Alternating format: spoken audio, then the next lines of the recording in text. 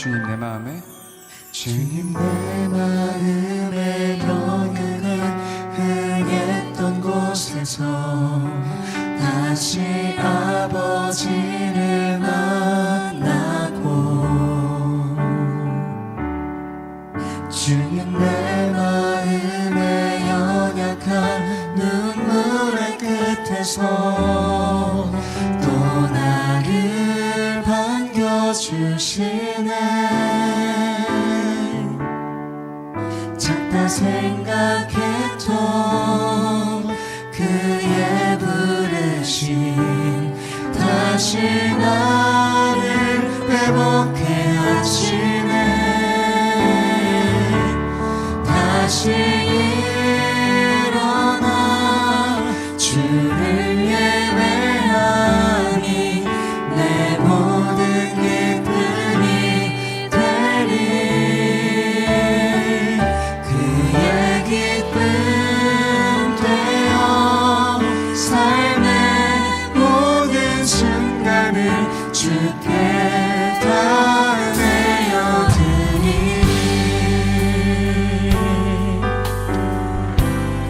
주님 내 마음에 주님 내 마음에 복음이 흥했던 곳에서 다시 아버지를 만나고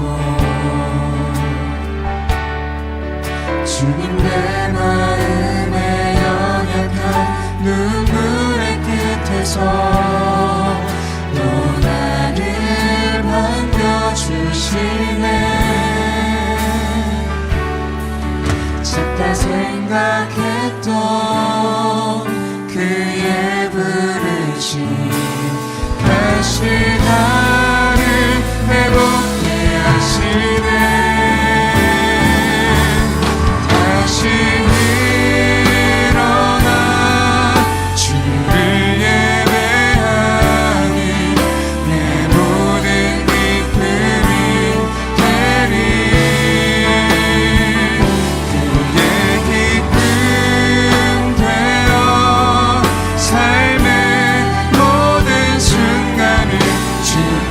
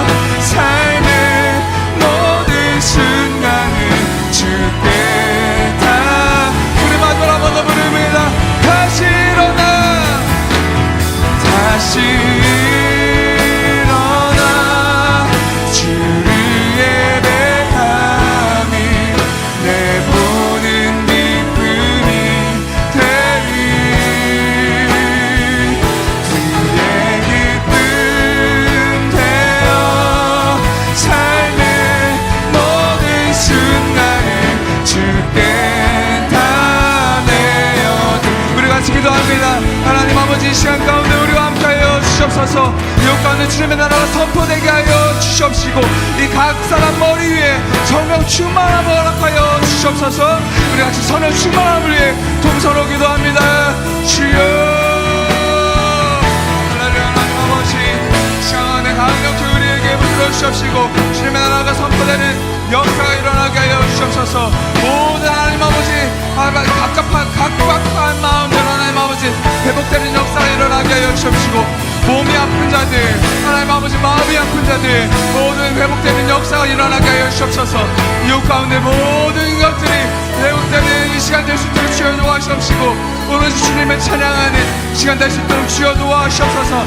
강력히 우리를 사로잡아 주시옵소서. 우리를 붙들어 주시옵소서. 하나님 아버지 다시야 우리가 일어나서 주님께 예배드리는 그 시간 될 수 있도록 주여 도와주시옵소서.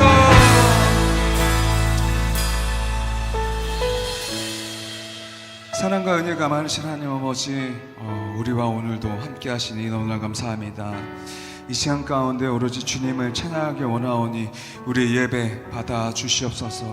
하나님 아버지 각 사람 머리 위에 성령 충만함을 허락하여 주시옵시고 우리의 마음문이 열려서 하나님 아버지 주님께 예배드리는 그 순전한 마음 될 수 있도록 주여 도와주시옵시고 옥토밭과 같은 마음을 우리에게 허락하셔서 주님의 말씀이 우리 마음 가운데 심겨지는 역사가 일어나게 하여 주시옵소서. 이 모든 말씀 살아주시고 사신 예수님의 이름으로 기도드렸습니다. 아멘. 할렐루야. 우리 더욱더 기쁨으로 찬양하시겠습니다.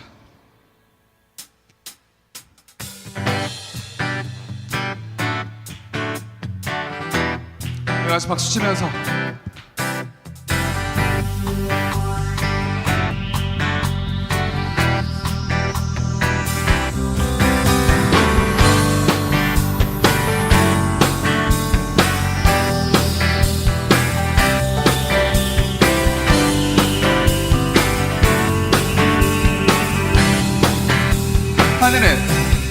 하늘에 계신 아버지 이름 거룩하며 주의 영광 이곳에 가득하게 기도하네. 하늘에 계신 아버지 주 이름 다 외치며 주의 영광 이곳에 가득하게 기도하네. 찬양해 새 노래로 찬양해 새 노래로 찬양해 새 노래로 주님께 주님의 나라 주님의 뜻이 하늘에 이루어지듯이 모든 선포에 자비한 주 이름 이 땅에 이루어지리라. 하늘에 계신 아버지 이름 거룩하며 주의 영광 이곳에 가득하게 기도하네. 하늘에 계신 아버지 주 이름 다 외치며 주의 영광 이곳에 가득하게 기도하네. 기도하네. 찬양해 새 노래로 찬양해 새 노래로 찬양해 새 노래로 주님께 주님의 나라 주님의 뜻이 하늘에 이루어지듯이 모든 선포에 자비한 주 이름 이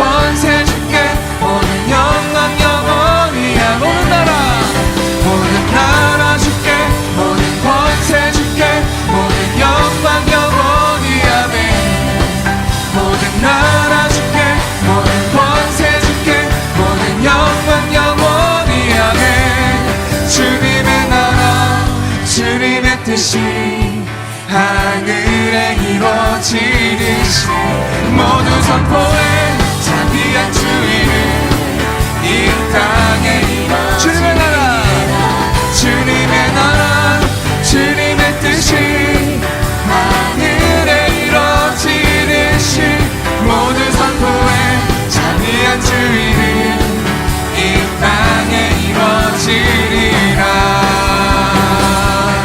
아멘 할렐루야.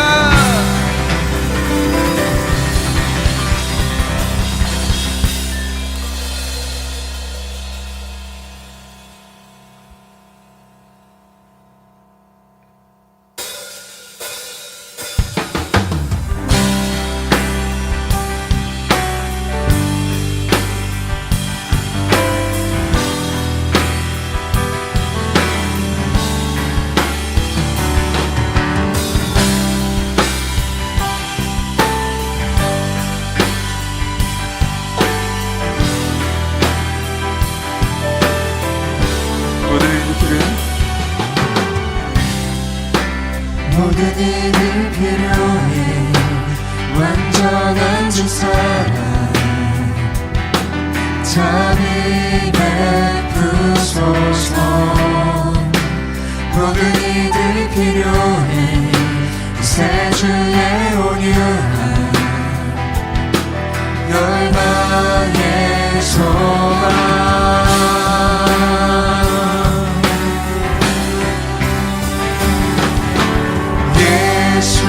산을 옮기시는 내 주는 능력의 주 그는 구원의 주 영원한 구원의 창조자 사망을 이기시고 예수 부활했네.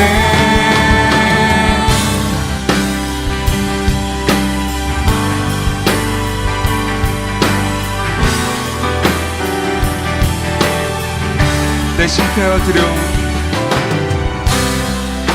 실패와 두려움 주 받아주소서.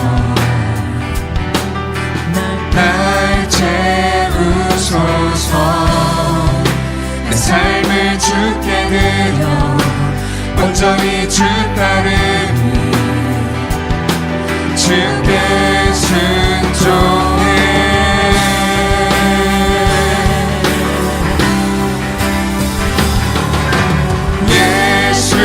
산을 옮기시는 내 주는 능력의 주 그는 구원의 주 영원한 구원의 창조자 사망을 이기시고 예수 부활은 예수 산을 옮기시는 내 주는 능력의 주 그는 구원의 주 영원한 구원의 창조자 사망을 이기시고 예수 부활했네.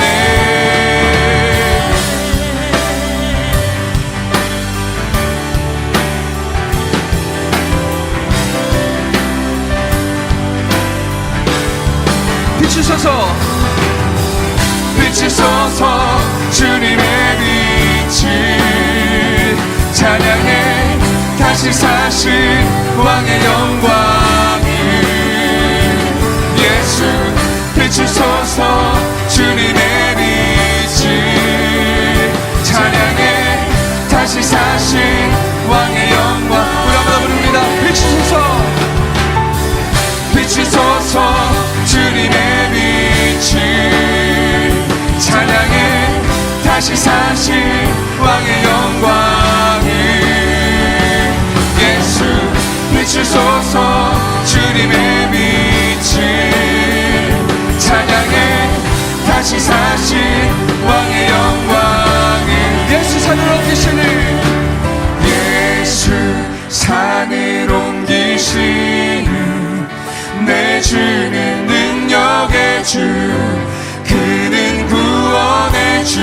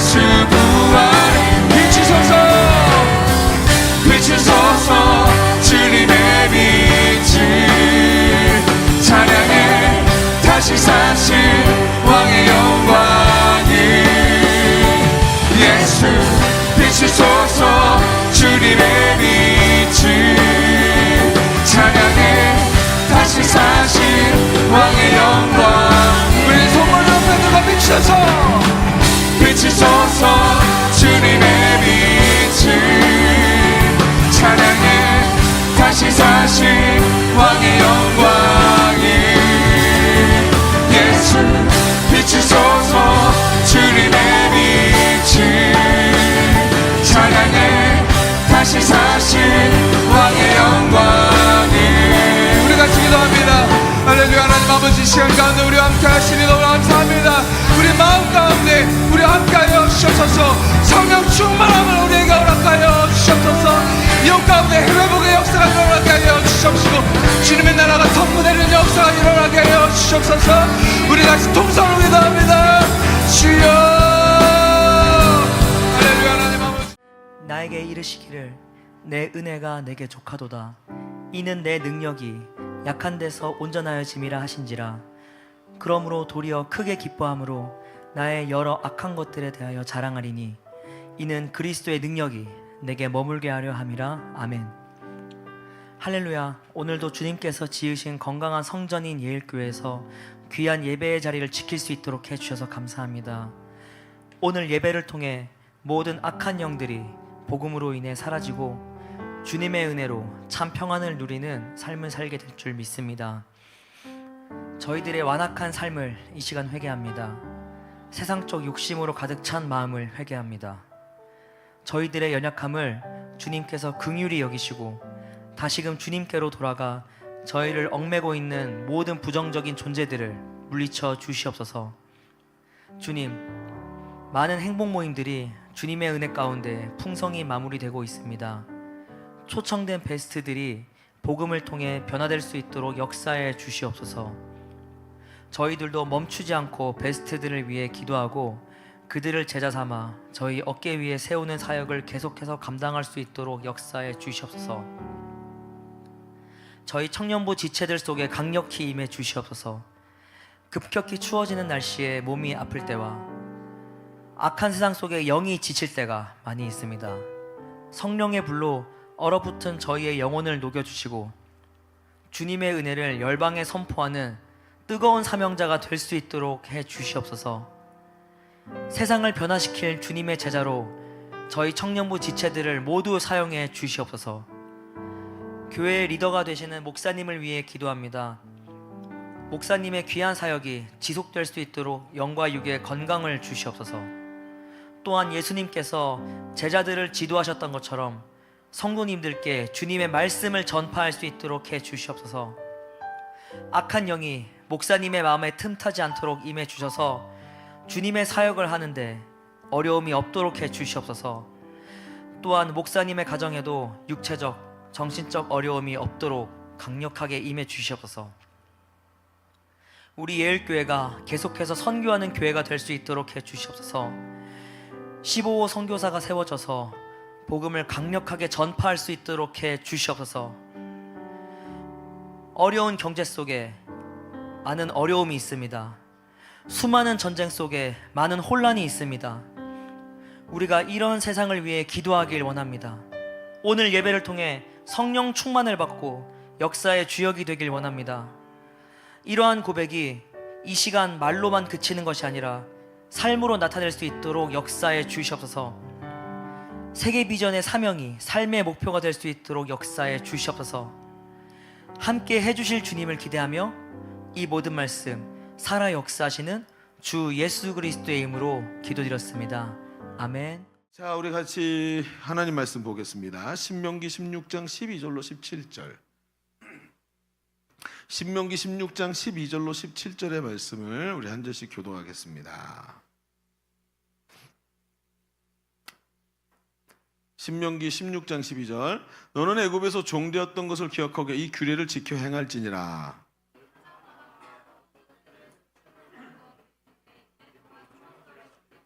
절기를 지킬 때에는 너와 내 자녀와 노비와 내 성중에 거주하는 레위인과 객과 고아와 과부가 함께 즐거워하되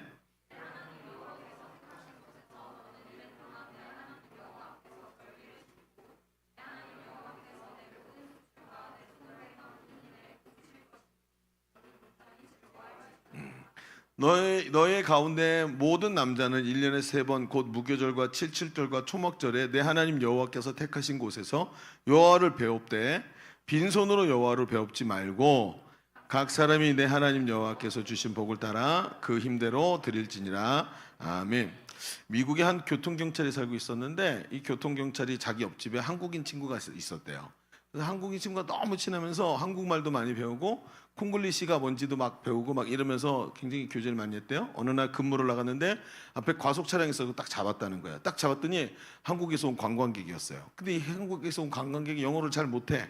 그래갖고 이렇게 잡았고 뭐라고 얘기했더니 못 알아듣니까 No English 뭐 이러면서 I'm Korean 그러면서 콩글리시를 하는 거예요. 시미원 그러니까 한 번만 봐달라고. 시미원. 그래서 이분이 그 얘기를 딱 듣더니 콩글리시 금방 알아듣고 백인 경찰이 이렇게 말했대요. No soup. 국물도 없다. 이렇게 말했대요. 그래요.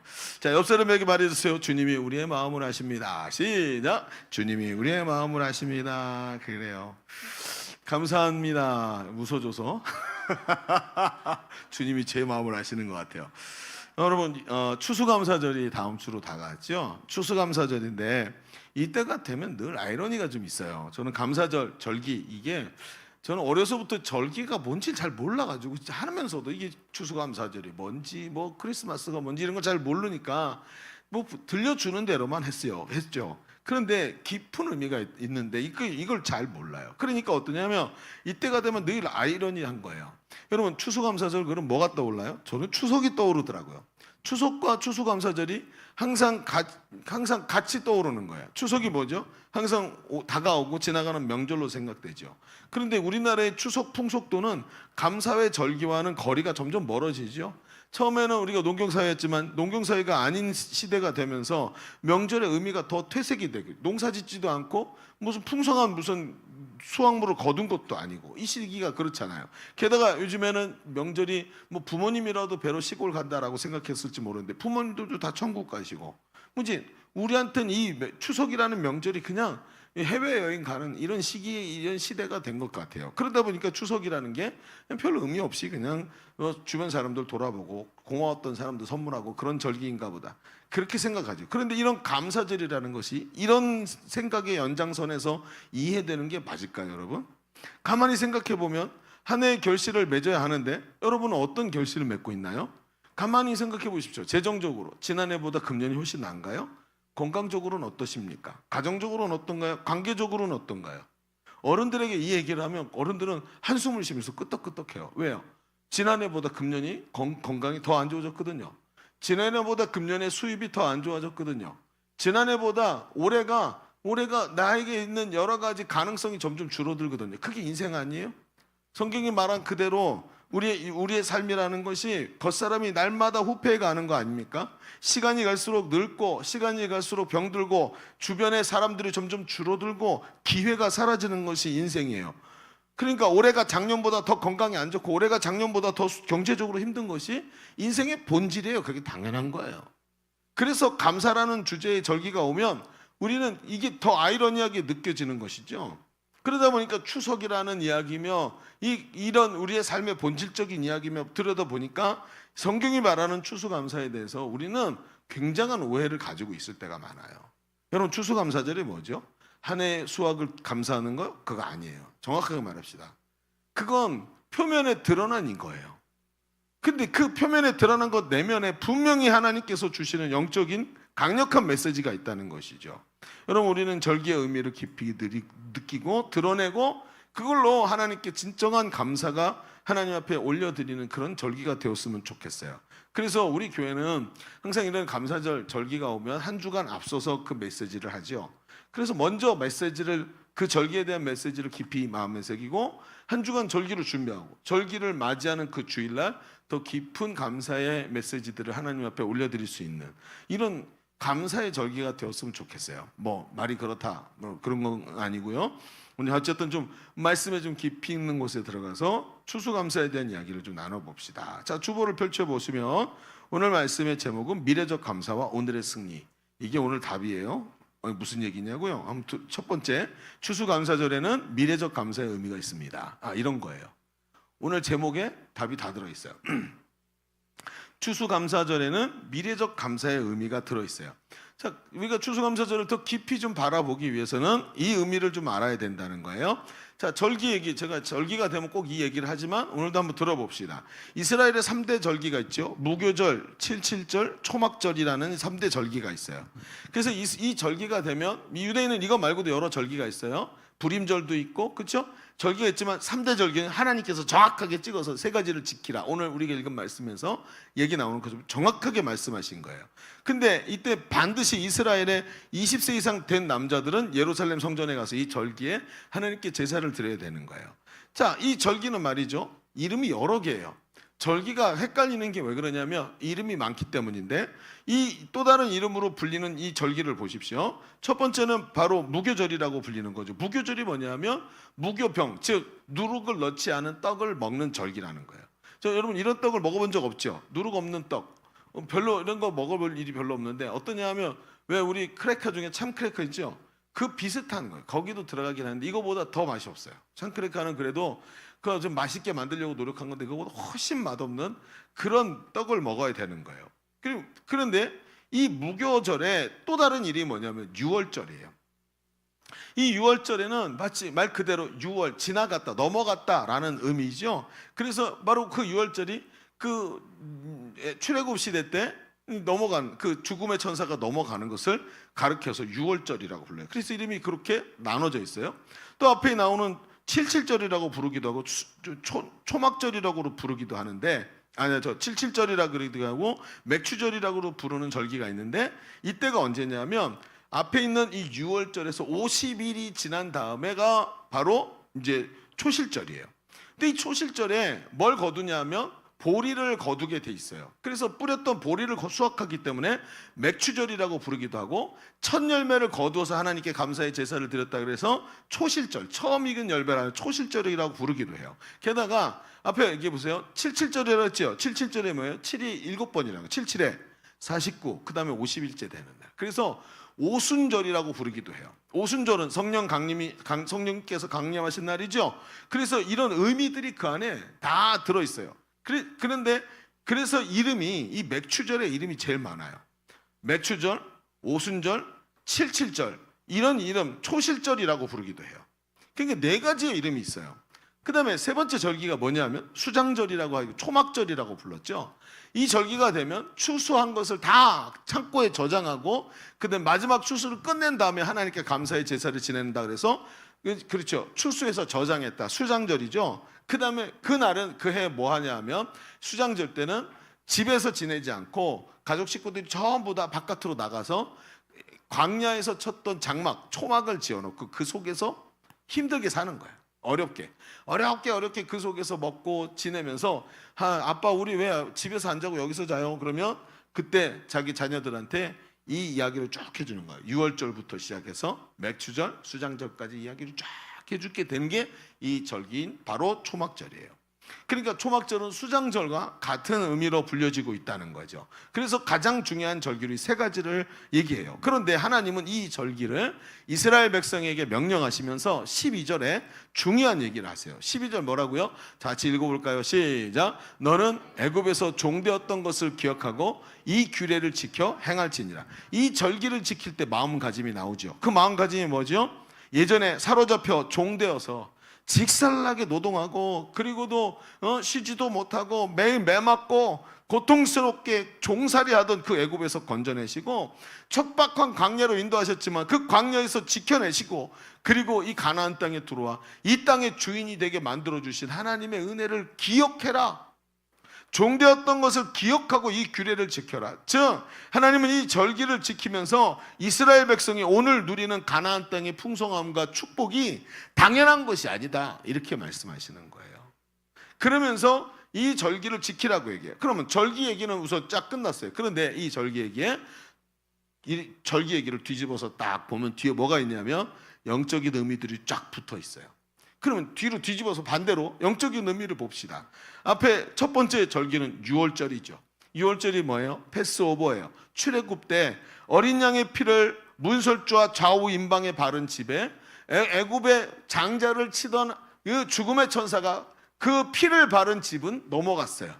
그렇죠? 그리고 죽음의 사자가 지나가요. 그리고 이 하나님의 백성들이 죽음에서 건진받고 자유함을 얻는 역사가 일어난 거예요. 여러분, 이게 뭘 의미하지요? 예수 그리스도의 어린 양의 피로 구원받아 하나님 백성 되게 하신 은혜를 말하는 거예요. 그래서 피를 바를 때도 좌우로 바르면서 예수 그리스도의 십자가를 분명히 형상적으로 보여주면서 예수 어린 양의 피로 말미암아 죽음에서 건진받은 하나님 백성 된 자녀들을 말하는 거예요. 그러니까 우리가 어떤 상태예요?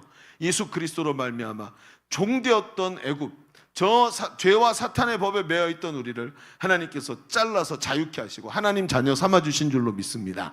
이게 바로 유월절의 메시지예요. 영적인 메시지. 두 번째가 초실절이라고 불리는 맥추절이죠. 이 맥추절, 초실절에는 첫 추수를 하는 거예요. 이 유대인들은 추수의 기간이 길어요. 그래서 처음 추수할 때는 보리를 추수하고 쭉 추수해서 밀을 추수하고 감남 그러니까 올리브를 추수하고 뭘 추수하고 해가지고 마지막 추수를 맞추는 게 초실절에 시작해서 수장절에 끝나는 거예요. 그래서 추수의 시기가 길어요. 그런데 이 첫 추수의 시기에 땅 한 평 없이 떠돌던 이 불안한 광야 시기를 하나님이 붙잡아 주시고 약속하셨던 대로 이 가나안 땅에 정착해서 풍성한 수확을 거두게 하신 것에 대해서 감사하는 절기죠. 지금까지와 더불어 미래의 삶에도 하나님께서 인도해 주실 것이라는 신앙을 고백하는 절기예요. 그러니까 어때요? 초실절에 이미 하나님이 주신 땅에 들어와서 열매를 거두었는데 이 열매가 얼마 안 돼. 이 얼마 안 되는 적은 열매 갖고 하나님 이게 뭡니까? 그게 아니죠. 하나님이 우리를 광야에서도 지키시고 진짜 이 땅에 들어와 주인이 되게 하셨네. 근데 뭐예요? 수확이 적어. 그런데 우리는 알아요. 뭐라고요? 하나님이 분명히 약속하신 대로 주신 대로 앞으로도 수장절에 풍성한 은혜를 주실 것을 믿습니다 하고 하나님께 감사하는 절기가 바로 초실절이라는 거죠. 그래서 지금까지 하셨던 것처럼 미래에도 분명히 인도해 주실 것이라는 신앙 고백의 절기가 초실절이에요. 그래서 구원받은 신자의 삶에 주시는 하나님의 은혜. 아직 하나님 저 천국을 우리는 소유하지 못했지만 우리 수장절에 풍성한 은혜는 없지만 오늘 이 적은 것 가지고도 하나님이 약속을 지키시고 인도하시는 나에게 좋으신 하나님이라서 이렇게 감사합니다 하고 올려드리는 절기예요. 마치 뭐하고 같죠? 그 아메리카 대륙에 처음 도착했던 필그림들처럼 그 사람들이 도착해서 아는 사람 하나 없고 인디언들이 토성인 그곳에서 그냥 척박한 곳에서 한 해 동안 농사 짓다가 얼마나 많은 사람이 죽었는지 몰라요. 그런데 그 죽은 사람들 그 무덤 옆에서 적은 것을 수확해서 하나님께 감사하던 그런 감사가 여기 오늘 초실절의 감사죠. 그리고 마지막 이 수장절이라고 불리는 이 초막절의 감사는 모든 추수를 다 마치고 거두어들인 것을 감사하는 절기죠. 그래서 추수감사절의 의미가 여기서 나오는 거예요. 이것은 마치 뭐와 같아요? 우리가 초실절이 이미 하나님 백성 되어서 가나안 땅에 들어왔어요. 그죠? 가나안 땅에 이미 들어왔지만 아직 완성되지 않은 거예요. 오늘 하나님의 말씀이 너에게 젖과 꿀이 흐르는 땅을 주겠다라는 그 약속이 완성되는 건 수장절이에요. 이미 하나님 백성 되어서 예수 믿고 구원받았지만 아직 하나님 나라에 들어가지 않았어요. 하나님 나라가 여기 임하지 않았어요. 그래서 그 사이를 뭐라 그래요? 이미와 아직. 이미 하나님 백성 되었지만 아직 완성되지 않은 것을 이미와 아직 사이라 그러는 거예요. 성도의 삶이 뭐예요? 이미와 아직 사이를 살아가는 거예요. 그런데 이 수장절이 추수감사절이 뭐냐면 하나님 지금 우리는 아직 이미와 아직 사이를 살지만 하나님이 약속하신 저 영원한 천국 예수 그리스도 안에서 주시는 저 축복의 은혜를 우리가 누리게 될 것을 믿습니다. 이런 의미가 이 안에 들어있는 것이죠. 신자가 그래서 어때요? 유월절을 통과해서 어린 양의 피로 구원받아 하나님의 자녀 되었고 죄의 법이 다스리는 애굽에서 해방되어 하나님 백성 되었지요. 그리고는요 어디로 가요? 광야 같은 인생길에 보호하시고 가나안 땅에 들어와 하나님의 축복을 누리게 하시지만 아직은 완성되지 않았어요. 초실절에 적은 열매를 오늘도 수확했지만 수장절에 풍성한 축복을 기대하면서 오늘도 하나님 앞에 하나님 여태껏 인도하신 하나님이 앞으로도 위대한 은혜 그리고 풍성한 은혜 주실 것을 기대합니다 하고 하나님께 올려드리는 게 뭐예요? 오늘 이 땅에서 드리는 추수감사절의 의미인 거예요. 그래서 이 추수감사절 수장절은요 성도들이 지금도 초실절에 그 적은 것 가지고 하나님께서 주실 수장절의 풍성한 은혜를 보면서 살아가는 거예요. 여러분 이때가 언제입니까? 마치 모든 역사의 이 페이지들이 다 끝이 나고 예수님이 심판주로 재림하시는 그날 마치 예수님이 말씀하셨던 것처럼 밭에 원수들이 가라지를 뿌리고 도망가지요. 그래서 밭에 알곡과 가라지가 함께 자라잖아요. 그러니까 종들이 보고 주인이요, 저거 가라지를 다 베낼까요? 그랬더니 주인이 하지 마라. 왜 그렇게 말했어요? 여러분, 괜히 가라지를 베다가 알곡까지 다칠까 한다. 그래놓고 어떻게 하셔요? 마지막 추수 때 싹 다 거두어 들여서 알곡은 곳간에, 저 영원한 천국에 하나님 나라 곳간에 올려드리고, 그리고는요, 가라지는 저 타는 불에다 집어넣겠다 하시잖아요. 이게 뭐예요? 이게 수장절의 메시지인 거예요. 마지막 영원한 추수, 마지막 하나님 나라에 들어가는 그 모습을 이 수장절이 우리에게 보여주는 것이죠. 그러다 보니까 어때요?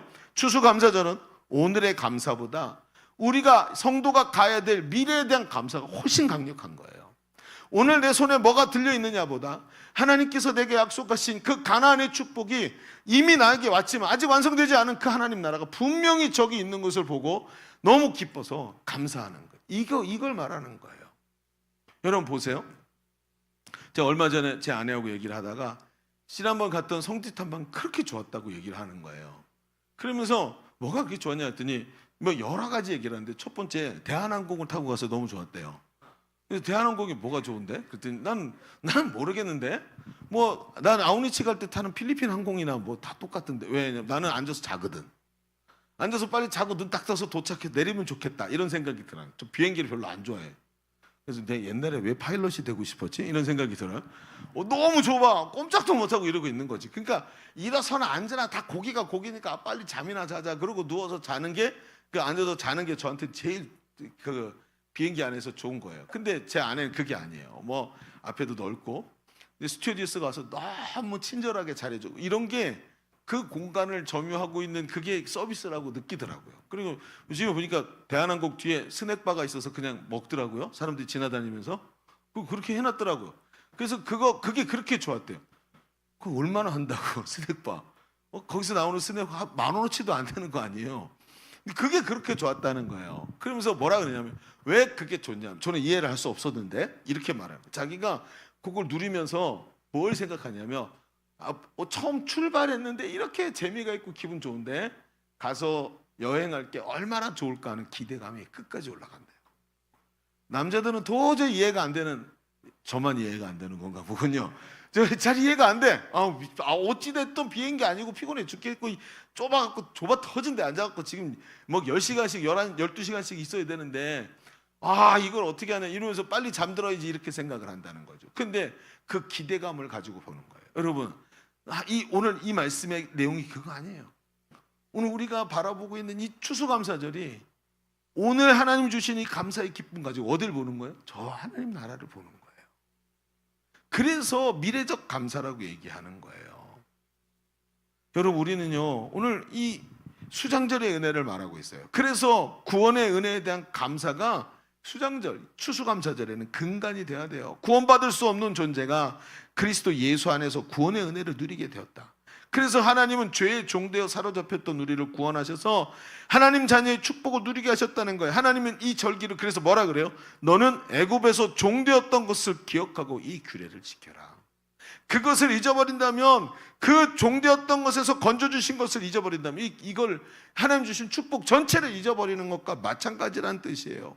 그러니까 이 감사가 어때요? 오늘 손에 무엇이 들렸나? 오늘 무엇을 쥐고 있나? 이런 것 때문에 감사하는 게 아니고, 오늘도 그리스도로 구원받아 기쁨의 삶을 살고 하나님 나라를 약속받은 사람의 기쁨을 누리며 살고 있다. 이것이 바로 수장절의 기쁨이라는 거예요. 대한항공에서 스낵바 먹으면서 즐기는 그 기쁨 말이에요. 그래서 추수감사절은 하나님께 올려드리는 미래적 감사의 절기예요. 그래서 최후의 승리의 소망과 감사로 오늘의 광야의 어려움을 뛰어넘게 만드시는 절기라는 것이죠. 여러분, 제가 신앙생활 하면서 지금까지 제가 이 땅에 태어나서 살면서 가장 강력한 도전을 받았던 자리가 있다면 거기는 여러 번 생각해봐도 딱 한 군데가 떠올라요. 거기가 어디냐면 여수의 애양원이에요.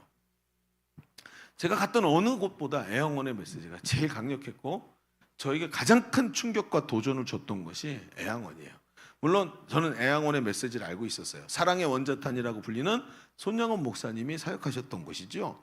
근데 이 손양원 목사님이 애양원에서 제일 많이 유명한 게 뭐냐면 손양원 목사님의 그 9가지 감사 아니에요? 1948년도에 여순 반란 사건이 일어나요. 이 여수 순천에 있던 사람들이 반란을 일으킨 게 아니라 거기 있던 군 부대가 지금 이제 중앙 정부에게 반란을 일으켜 가지고 뒤에 빨치산들하고 연결이 돼 가지고 사상이 이제 붉은 사상이 들어간 거죠. 그래갖고 반란을 일으켰다가 진압이 돼요. 거기에 계엄령이 선포되고 진압이 되는데 그 반란 기간 동안 어떤 일이 일어났냐면 손영원 목사님의 아들인 손동인과 손동신이라는 두 아들이 있었어요. 그리고 막내가 딸인데 손동희라는 딸이 있었단 말이죠. 그리고 이 동인과 동신 두 아들이 이 여순 반란 사건 때 안재선이라는 사람에게 총살로 죽임을 당해요. 근데 이게 어떻게 된 거냐면 뭐 너 사상이 안 맞으면 이런 게 아니에요. 얘네가 고등학생들이었는데 동인이와 동신이가 공부를 그렇게 잘했다 그래요. 나 거기 가서 보니까 이게 얼굴도 있잖아요. 머리 짧게 깎고 까만색 교복을 입고 딱 찍은 흑백 사진을 보니까 아들들이 둘 다 눈이 부리부리한 게 알랭들롱 같이 생겼더라고요. 이목구비 뚜렷하고 쫙 이렇게 했고 제 중학교 때 사진을 보는 것 같았어요. 네, 그래요. 안 믿네. 그 어쨌든 근데 그 아이들이 교회에서 자라니까 그 당시에는 교회 문화가 최고였죠. 교회는 피아노가 있고 풍금이 있었고 교회는 찬양이 있었고 음악이 있었고 교회는 사랑이 있었어요. 그런 얘기 하시잖아요. 옛날에 이 시대는요. 일제 마지막이죠. 일제 끝나고잖아요. 학교 가잖아요. 그럼 학교가 뭘로 가르치는지 아세요? 매로 가르쳤어요. 애들 말 안 들으면 매로 때리고 일제 잔재 때문에 애들을 굉장히 많이 때렸단 말이에요. 근데 교회는 어때요? 교회는 때리지 않아요. 아이들을 사랑으로 품어주고 이야기 들어주고 이런 곳이었죠. 그러다 보니까 교회 문화가 뛰어나고 아이들이 음악도 잘하죠. 근데 무슨 백일장 같은 거 나가면 다 대상 다 타오죠. 이렇게 하면서 학교에서 탑 클래스로 있었던 아이들이에요. 근데 이게 평상시에 보면서 안 입고 오면서 그렇죠. 사상이 뒤에 뻘건 게 들어가니까 여러분 종교는 뭐예요? 뻘건 사람들한테 종교는 아편이에요. 그 중에 목사 아들은 빨리 제거돼야 될 존재죠. 그러니까 반란 사건이 딱 일어나니까 그 안재선이라는 친구가 앞에 앞장서 갖고 얘네 둘을 형을 먼저 이렇게 시비 걸어서 총 쏴서 반동 분자로 쏘는데 동생이 뭐 너네 뭐 하는 짓거리냐 그러면서 막 뛰어들어서 막 같이 싸우다가 동생도 총에 맞아 죽어요. 동생이 먼저 죽었대요. 그리고 형이 나중에 죽었다 그러더라고요. 근데 여러분 어떨까요? 청천벽력 같은 소리죠. 아들을 둘이나 그것도 가장 소중한 큰아들 둘째 아들을 둘이나 한꺼번에 보냈으니까 얼마나 복장이 터질 일이에요. 그리고 얼마 안 돼서 반란이 진압되고 나서 그리고 장례를 했으니까 아이들이 순교한 지 한 5일, 7일 이렇게 지났을까요? 그렇게 오래 안 지난 사이에 장례식을 하게 된 거예요.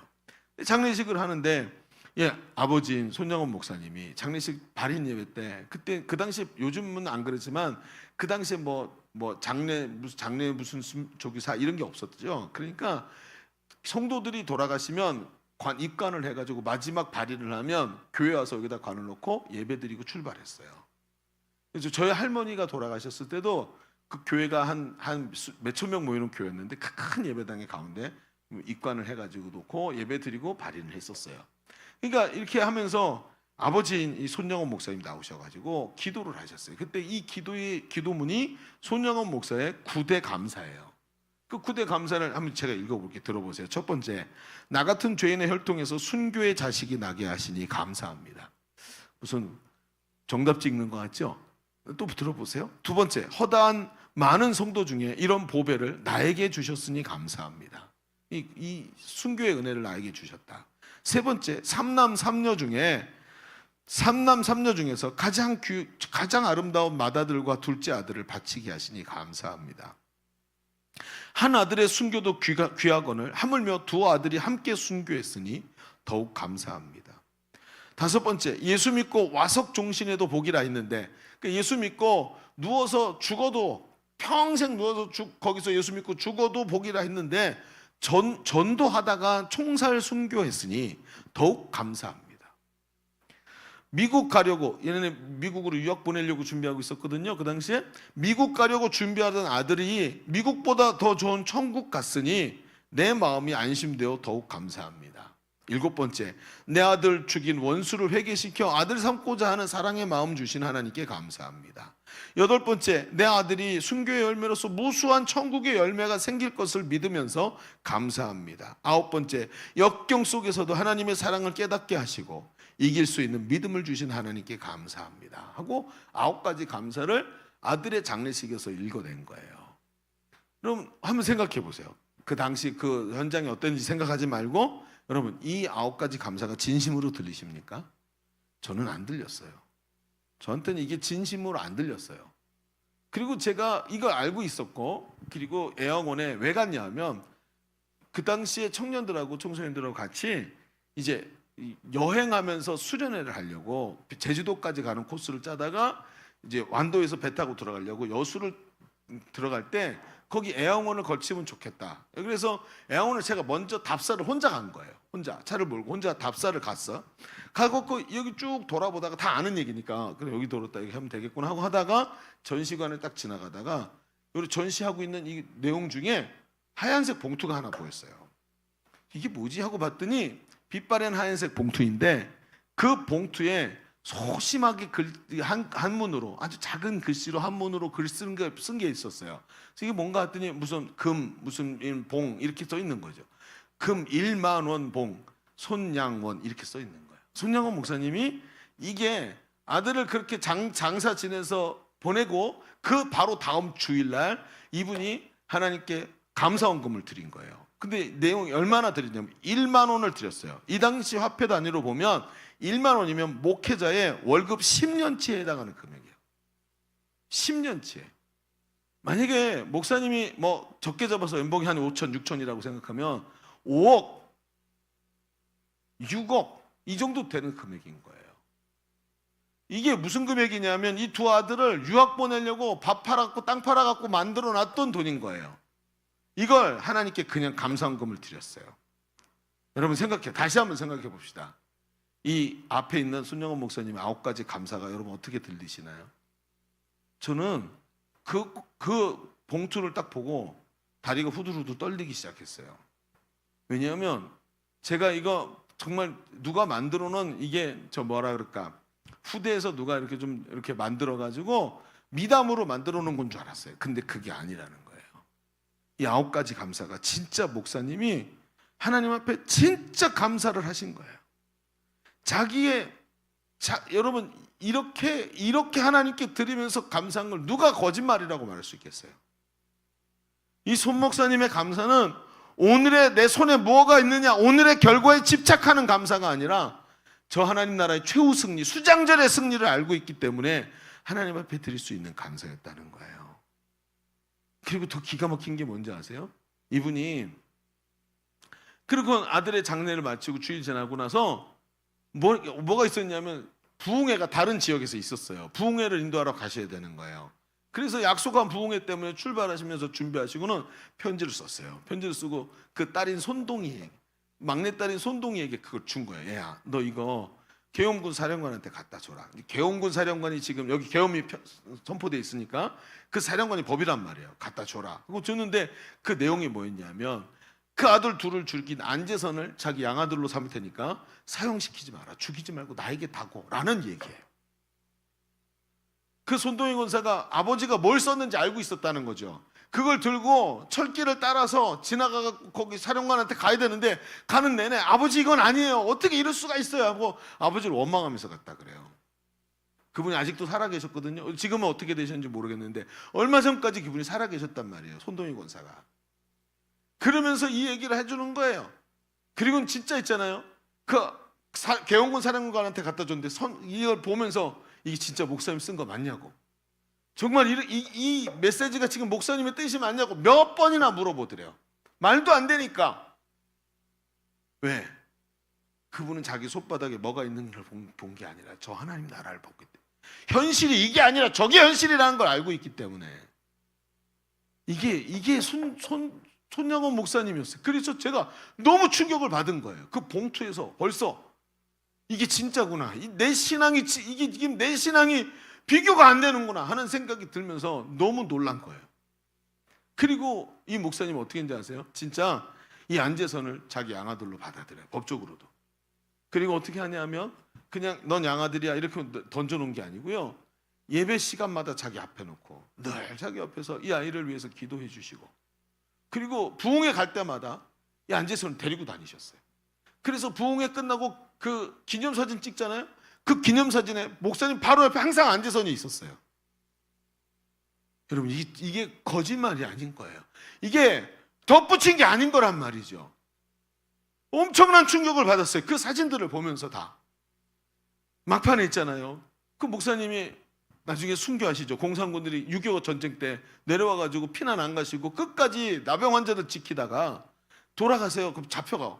그리고 거기서 저 우경화된 인사들 다 끌어갖고 줄줄이 비엔나처럼 묶어갖고 산으로 끌고 가서 총살해서 죽인단 말이에요.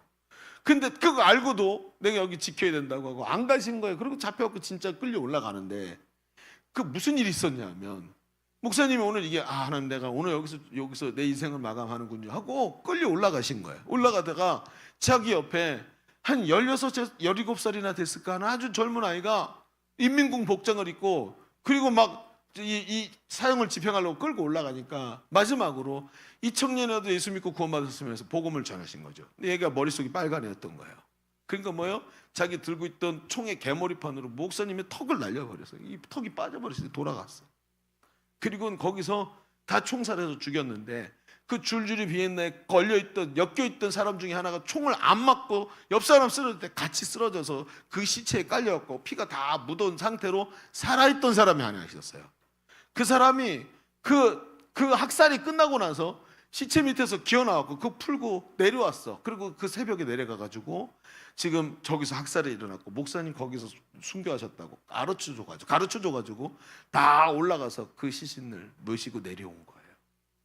그 사진 중에 하나 뭔지 아세요? 그 시신을 모시고 하고 턱을 제대로 갖다 끼워놓고 붕대로 감았어. 목사님 돌아가셨는데. 그리고 늘 그 병동에서 나환자들 눕혀서 치료해 주시던 그 침대에 시신을 눕혀놓고 사모님하고 어제 목사님 돌아가시는 그 새벽에 태어난 아기, 마지막 아기하고 그리고 옆에 그 손동희 권사하고 같이 서가지고 안지선이랑 찍은 사진이 거기 붙어 있어요. 목사님은 이미 시신이시고 안지선이 상주가 돼서 여기다 쓰고 완장 차고 거기 서 있고 그 장면을 보는데 완전히 어느 정도인지 아세요? 제가 거기 무릎 꿇고 앉아서 엉엉 울었고 거기 직원이 저를 이렇게 좀 추스리시죠 하면서 이렇게 부축해 줄 정도로 충격을 받고 거기서 못 일어났어요. 눈물을 바다가 돼가지고. 오늘이 아니라 오늘의 내 손 위에 있는 것이 아니라 하나님 나라라는 실제를 보고 사는 사람에게서 나오는 감사, 미래적 감사가 역경을 이기고 진정한 승리를 거두게 한다는 것을 우리가 보고 있는 거예요. 여러분, 추수감사라는 이 진정한 감사의 절기는 오늘의 수확을 뛰어넘어 최후 수확의 날을 바라보는 것이고 오늘의 역경을 이기고 이 역경 속에서도 감사하게 하는 능력이 있는 진정한 감사가 되는 거예요. 부디 원하기는 이번에 추수감사절이 이런 감사의 절기가 되기를 바랍니다. 우리 말씀 첫 번째 말씀 좀 정리해 봅시다. 우리는 지금까지 미래적 감사에 대한 말씀 나눴어요. 수장절 또는 이 초막절은 구원받은 성도의 결론을 말하는 것입니다.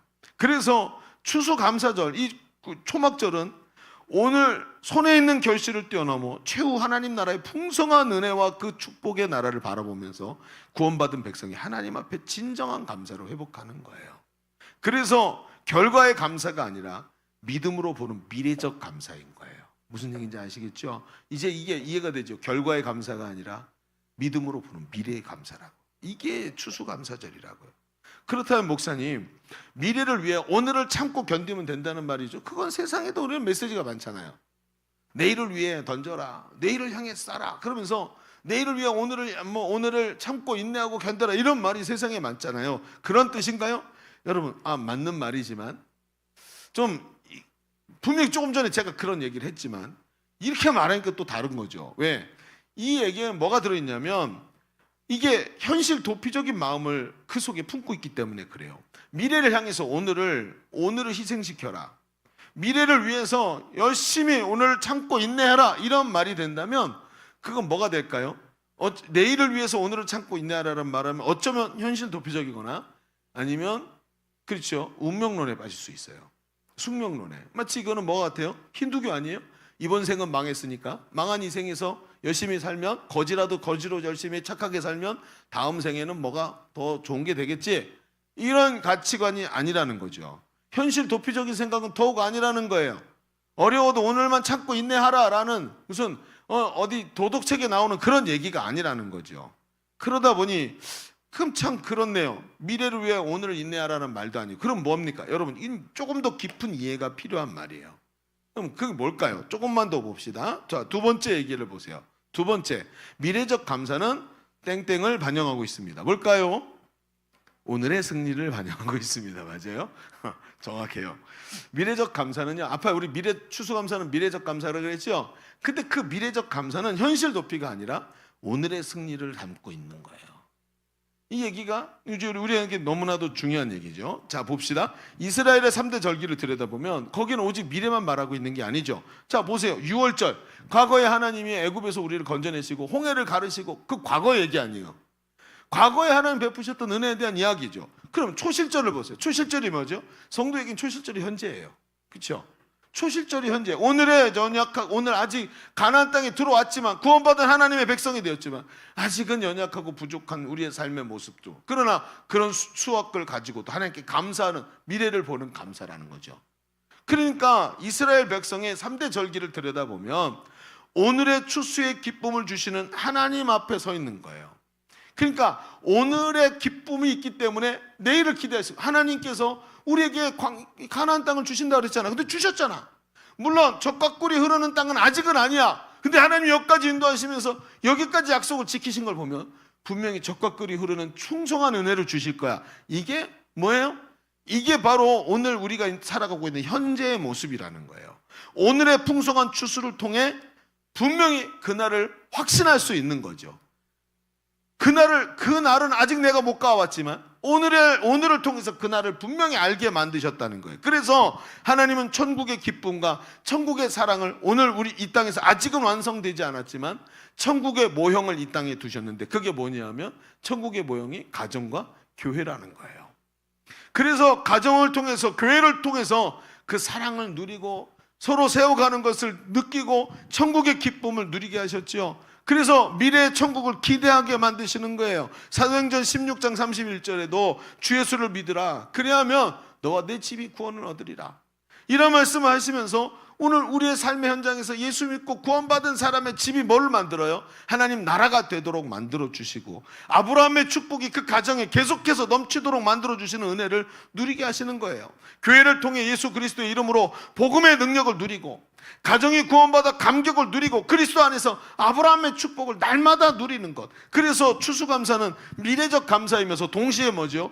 오늘 우리가 복음을 누리는 오늘의 승리가 그 미래적 감사의 증거가 되게 만드셨어요.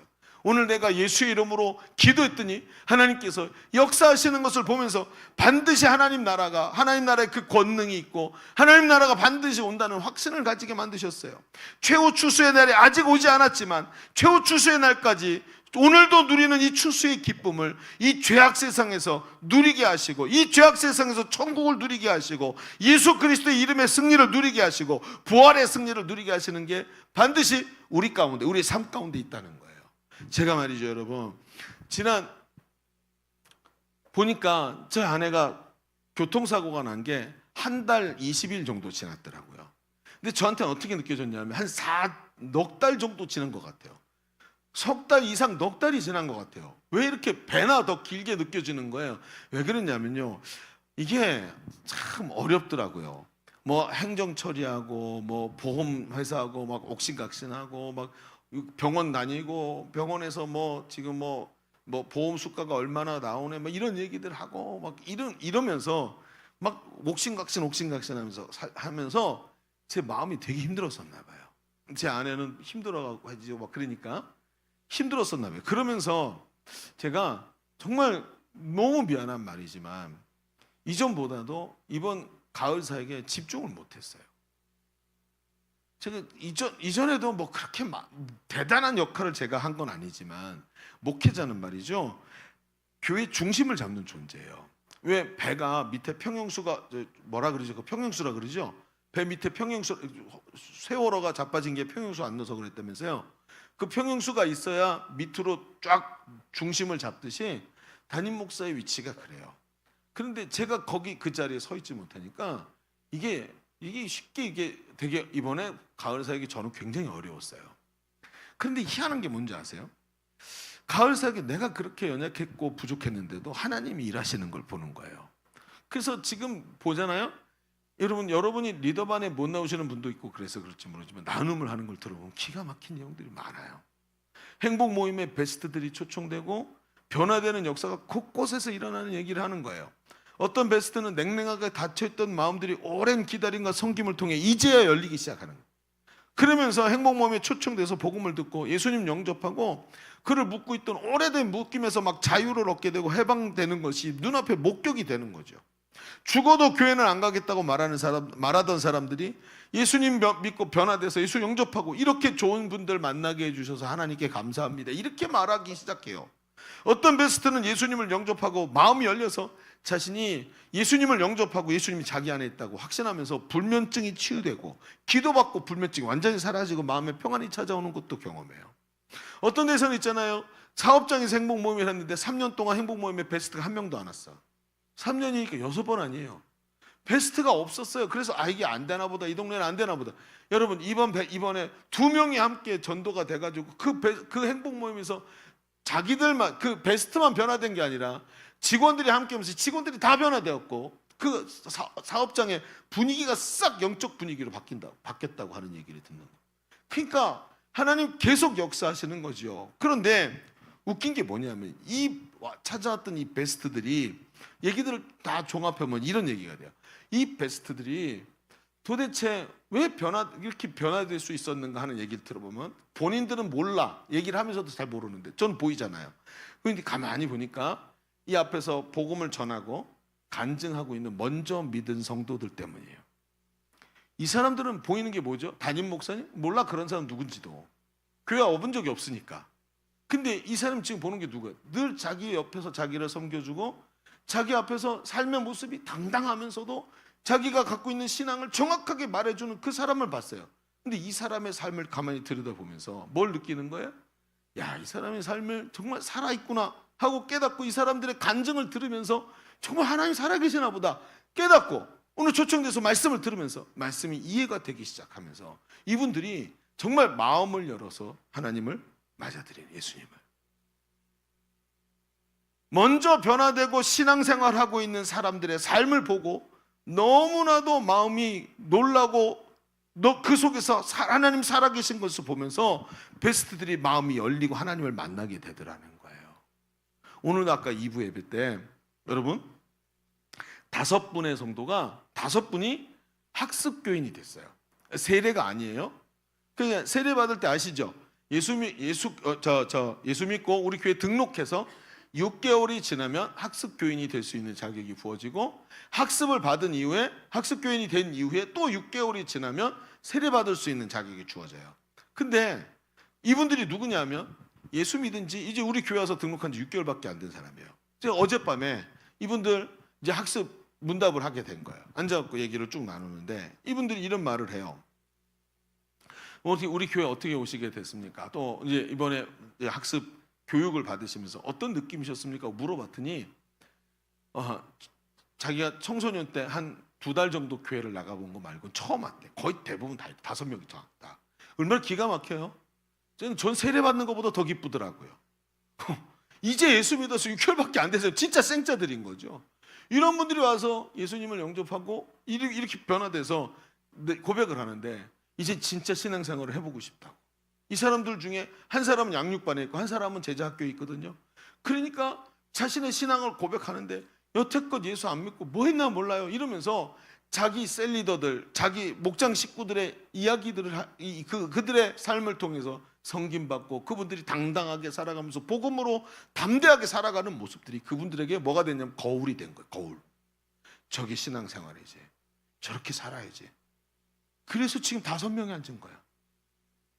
여러분, 청소년들이 저 입교할래요. 그래서 어렸을 때 유아 세례 받고 입교하는, 이것도 너무 귀하지만 예수를 몰라서 헤매고 다니던 사람들이 예전에 자신의 삶의 모습 싹 버리고, 그 중에 어떤 사람은요, 술을 그렇게 좋아했었대요, 여자분이. 그런데 교회 와가지고 교회 등록하고 행복 모임하고 목장 모임 하면서 자기가 어느 날 깜짝 놀랐대요. 자기가 술을 안 먹은 게 6개월이 됐더래요. 술 없으면 일주일 동안 술을 안 먹고 살 수가 없는 존재였는데 거의 매일 맥주를 마셨대요. 입맛 따시지 마세요. 노습. 네, 입맛 따시지 마세요. 그러니까 그런 분이 뭐라 그러냐면 6개월 동안 단 한 번도 술 생각이 안 났다는, 그를 묶고 있던 사로잡힘이 끊어진 줄로 믿습니다. 그 얼마나 귀한 일이에요. 이런 일들이 일어나는데 이분들이 다 하는 말이 뭐예요? 내 앞에 섰던 먼저 변화된 성도들의 삶이 자기에게 거울이 됐다는 거예요. 여러분이 정말 진정한 감사를 회복하고 오늘 그 미래적 감사가 오늘의 실존을 반영하고 있을 때, 여러분, 오늘의 승리, 오늘의 실존을 반영하고 있는 저 미래적 감사가 오늘의 실존을 반영하고 있을 때 여러분의 삶이 수많은 사람에게 거울이 된다는 걸 아십니까? 그게 행복모임 인도자예요. 그게 복음을 누리고 있는 성도의 삶인 거예요. 그게 진짜라고요, 여러분. 여러분, 예배를 마치고 월요일부터 시작되는 여러분의 일상을 보세요. 온갖 세상 잡념과 돈이라는 이 세상 우상에게 사로잡혀서 살아가는 삶의 현장에서 여러분의 삶의 모습은 진짜 빛인 거예요. 이게 여러분이 살아가는 그 삶의 모습, 예수 그리스도로 살아가는 여러분의 실존이, 미래적 그런 감사를 가지고 살아가는 여러분의 실존이 손영원 목사님의 삶과 전혀 다르지 않다는 거예요. 성경이 말하는 거예요, 그게. 여러분, 확신 가지고 사시기 바랍니다. 담대한 믿음으로 살기를 바랍니다. 이런 젊은이들이 돼야 된다는 거예요. 여러분, 너무나도 귀하지 않습니까? 근데 이게 여기서 멈추지 않더라는 거죠. 이렇게 눈앞에 펼쳐진 구원과 변화의 현장이 우리의 가슴에 기쁨을 주고 천국에 대한 확신을 주죠. 내 앞에 변화되고 있는 베스트 때문에 전도 행복모임 인도자가 충격을 받고, 행복모임 인도자가 다시 용기를 내서 성령 충만한 것 때문에 내 앞에 있는 베스트가 또다시 용기를 내고, 이런 일들이 지금 복음 전하는 현장이에요. 오늘 우리가 우리의 실존에서 하나님 나라를 가지고 살아가는 사람의 삶에 진짜 일어나고 있는 일들이라는 거예요. 연쇄 반응이 계속 일어나죠. 그러니 어때요? 성도 한 사람이 변화되고, 이렇게 열심히 한다고 우리 예일교회는 기둥이 하나도 없어지는 기둥 없어요. 계속 기둥은 있어. 지하실 여전히. 그런데도 어때요? 교회는 점점 건강한 교회로 세워져 가더라는 거예요. 여러분, 저는 이번 가을 사역에 제 일신의 문제를 해결하려고 정신이 없었어요. 그런데 하나님은 일하시고 저 천국의 능력이, 하나님 나라의 저 최종 그 능력이 오늘 성도의 실존에 들어오니까 이런 위대한 역사가 일어나더라는 거예요. 근데 오늘 성경에 제가 바라보면서 이 절기에 대해서 얘기하면서 진짜 와, 이건 진짜 독특하다 하는 장면이 하나가 더 나오는데, 요 한 절만 읽고 오늘 말씀을 마칩시다. 14절에 이게 왜 이게 여기 들어와 있는지 모르겠는, 절기 그러면 하나님과 그 사람의 관계잖아요. 근데 뭐라고 해요? 14절 읽어볼까요? 자, 시작. 절기를 지킬 때에는 너와 내 자녀와 노비와 내 성중에 거주하는 레위인과 객과 고아와 과부가 함께 즐거워요. 그러면 어떤 감사 축제이든 오늘 말씀해 보니까 반드시 불화한 이웃들, 형제들, 심지어 외국인, 객들까지 함께 즐거워해야 된대요. 그것은 자신이 과거 애굽에서 비참한 노예 생활을 겪었지만 지금은 하나님의 은혜로 풍성한 축복을 누린 것에 대해서 내가 은혜를 입은 자답게 같은 심정으로 불화한 처지에 있는, 그리고 주님을, 이 기쁨을 모르는 사람들을 함께 그 기쁨으로 초대해서 우리가 같이 누려야 된다라고 하나님께서 여기에 딱 못 박아 두셨어요, 이 절기를. 여러분, 지금 우리는요 전도 축제를 하고 있어요. 그렇죠?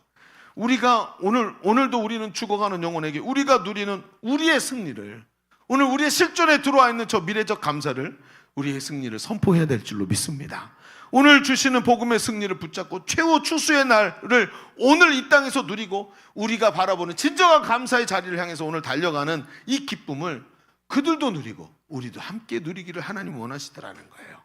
이것은 내가 오늘도 예수 그리스도로 인해 오늘을 살아가는 승리의 선포인 겁니다. 오늘 승리하기 때문에 최후에도 분명한 승리를 얻을 것이라는 확신 속에서 할 수 있는 일이에요. 이 감사를 나 혼자가 아니라 우리 주변에 있는 많은 사람들과 함께 누리도록 하나님께서 우리를 인도하고 계시는 줄로 믿습니다.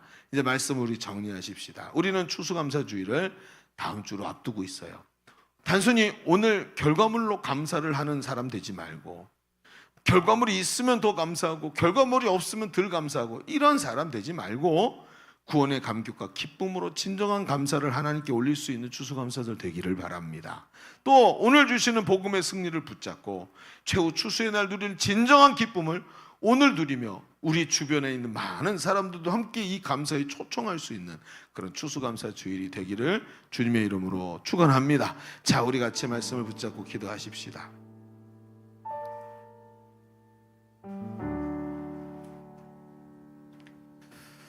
우리는 자주 이런 생각을 해요. 오늘 우리가 믿고 주님 앞에 예배하고 하나님 따르는 그 삶이 그저 나의 이런 신앙생활 안에 국한된 것이라고 자꾸 생각을 해요. 그러다 보니까 어때요? 난 죽어서 천국 가고 나중에 저 내세의 세계에서 하나님 나라 가지라고 생각하면서 오늘 우리의 삶에 대해서 하나님 앞에 세워지지 않고 그저 세상 가치로 세상을 살아요. 그러니까 예배 드릴 땐 너무 감사한데 삶의 현장 가면 하나님은 예배 현장에만 계시는 분이고, 오늘 우리의 승리가 아니라 죽어서 천국 가는 일에만 하나님이 꼭 계셨으면 좋겠다, 이런 생각을 하더라고요. 그게 아니에요, 여러분. 우리가 누릴 최후 승리는 오늘의 승리를 반영하고 있습니다. 예수 그리스도가 그걸 주시려고 우리를 위해서 육신으로 부활하셨어요. 그리고 육신을 입고 있는 그 모습으로 너희가 나보다 더 큰 일을 하리라고 말씀하신 거예요. 오늘 하나님께서 오늘도 우리가 이 미래적 감사를 가지고 오늘을 승리하기를 주님 원하시는 줄로 믿습니다.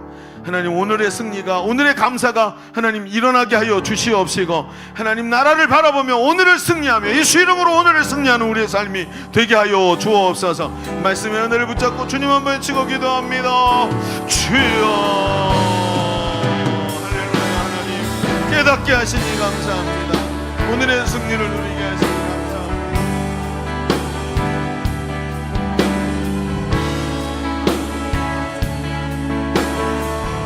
하나님, 오늘 주시는 말씀을 전하기 원합니다. 하나님, 은혜 베풀어 주시기를 감사합니다. 하나님, 승리의 복을 누리는 감사가 되게 하여 주옵소서. 진정한 감사가 일어나게 하여 주옵소서. 하나님, 하나님 나라를 바라보며 나라를 바라보며 미래적 감사를 나누는 진정한 힘과 능력이 내게 일어나게 하여 주옵소서. 성령 하나님 도와주옵소서. 하나님 인도하여 우리 연이어서 한 번 더 기도하십시다. 우리의 오른손을 하나님께 올려드립시다. 두 손을 하나님께 펴서 올려드립시다. 하나님, 미래적 감사가 우리 속에 일어나기를 원합니다. 손영호 목사님의 그 모습들이 진정한 신앙인의 모습들이 우리 안에서 일어나기를 원합니다. 손에 있는 것 때문에 감사하는 자가 아니라 하나님, 저 하나님의 영원한 것들을 바라보면서 내게 주신 이 구원의 은혜 때문에, 나를 기다리고 있는 저 천국 때문에 하나님 앞에 감사할 수 있는 깨어있는 성도 되게 하여 주옵소서. 진정한 하나님 나라를 소망하는 자 되게 하여 주옵소서. 우리 같이 주님의 치고 다시 한번 기도합니다. 주여,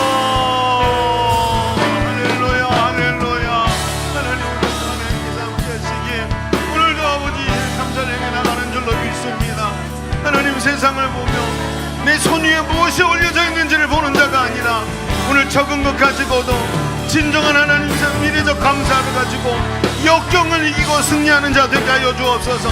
미래적 감사를 가지고 역경을 이기고 진정한 승리를 거두게 하여 주옵소서. 미래적 감사로 하나님 앞에 나가기를 원합니다. 하나님, 역경을 이기고 진정한 승리를 이루는 자 하나님 되게 하여 주옵소서. 아버지, 추수감사절의 의미를 더 깊이 깨닫게 하소서. 추수감사절의 의미를 더 깊이 깨달아 하나님 앞에 알게 하시고, 성령 하나님께서 함께 하시는 은혜를 오늘도 누리게 하소서. 오늘도 누리게 하소서. 성령 하나님과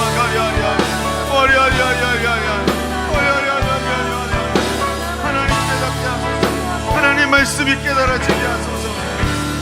하나님 나라의 실존이 깨달아지게 하여 주옵소서. 우리의 실존 가운데 하나님 나라가 들어오게 하여 주옵소서. 우리의 실존 가운데 하나님 나라가 들어오는 사람 되게 하소서. 하나님 역사하시니 감사합니다. 은혜로우신 아버지 하나님, 오늘도 하나님의 음성이 들리게 하시니 감사합니다.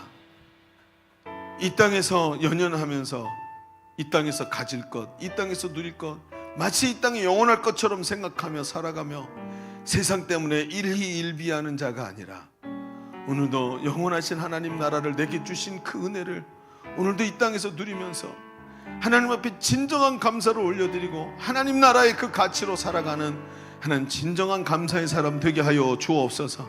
우리를 통해서 하나님 우리의 실존에 들어와 우리를 승리케 하시는 하나님 나라의 진정한 승리가 오늘 우리 가운데 있는 줄로 믿습니다. 오늘의 승리를 보며 수많은 영혼들이 주님 앞에 다가오고 하나님과 우리와 함께 감사의 절기를 누리는 귀한 역사가 일어나게 하여 주옵소서. 하나님께 감사드리며 예수님의 이름으로 기도하옵나이다. 아멘. 우리 하나님께 감사와 영광의 박수 올려드립니다. 아멘. 자, 우리 준비한 예물 하나님께 드리면서 찬송하겠습니다.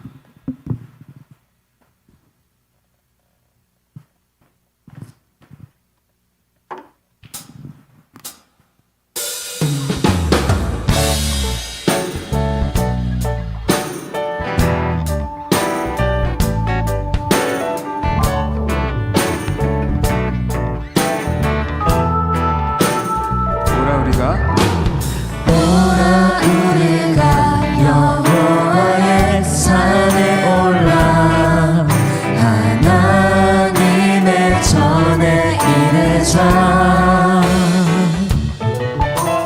오라 우리가 여호와의 산에 올라 하나님의 전에 이르자.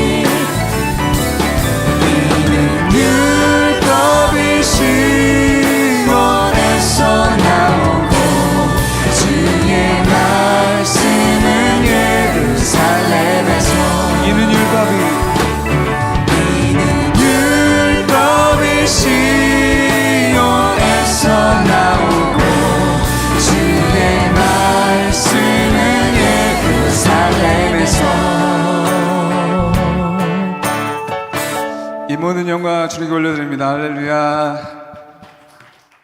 자, 기도하겠습니다. 하나님 감사합니다. 얼마나 감사한지요. 우리에게 주신 이 아름다운 감사의 제목들이 너무나 귀한데 저 미래적 감사들을 가지고 오늘 우리의 실존으로 가져와서 오늘의 우리의 삶이 강력한 감사의 역사를 이루어가는 삶이 되게 하여 주옵소서. 오늘 하나님 이렇게 귀하게 하나님께 예배하면서 귀한 예물 올려드리게 하시니 감사합니다.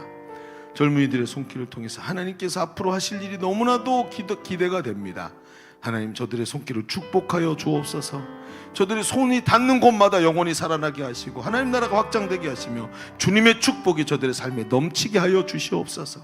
드리기를 망설이지 아니하고 하나님 앞에 쓰임받기를 기뻐하는 그 심령을 사랑하시고 하나님 영광이 드러나도록 축복하여 주옵소서. 한 주간의 삶도 주님 함께하여 주시옵시고 다음 주일 나올 때는 더 큰 기쁨 가지고 하나님께 예배드리게 하여 주옵소서.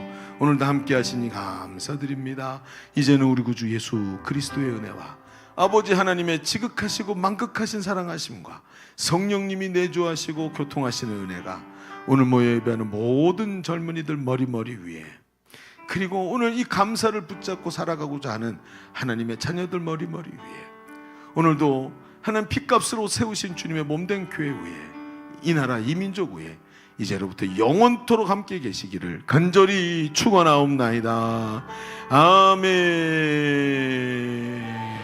우리 큰 박수로 하나님께 영광 올려드립시다.